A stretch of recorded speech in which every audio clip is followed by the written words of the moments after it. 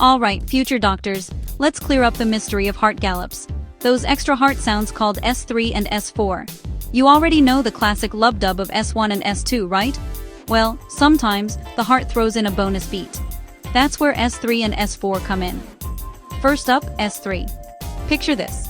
You're listening to the heart, and right after S2, you catch a faint lub-dub taw. That taw is S3. It happens when the ventricle is super compliant, meaning it stretches more than usual as blood rushes in.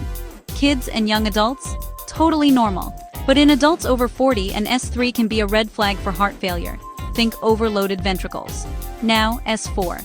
This one sneaks in just before S1 to lub-dub. S4 means the ventricle is stiff. It resists filling. So the atria have to contract extra hard to squeeze that last bit of blood in. You'll hear S4 in conditions like hypertension or aortic stenosis, where the ventricle gets thick and less flexible. Here's a tip.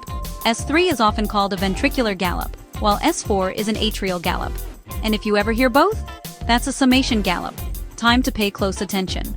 So remember, S3 means volume overload or youthful hearts. S4 signals stiff ventricles and higher pressures. Both are important clues, so train your ear and always connect what you hear with the patient's story. Got it? Next time you pick up your stethoscope, listen close. The heart's got a lot to say if you know what to listen for. Thanks for tuning in and keep those ears sharp.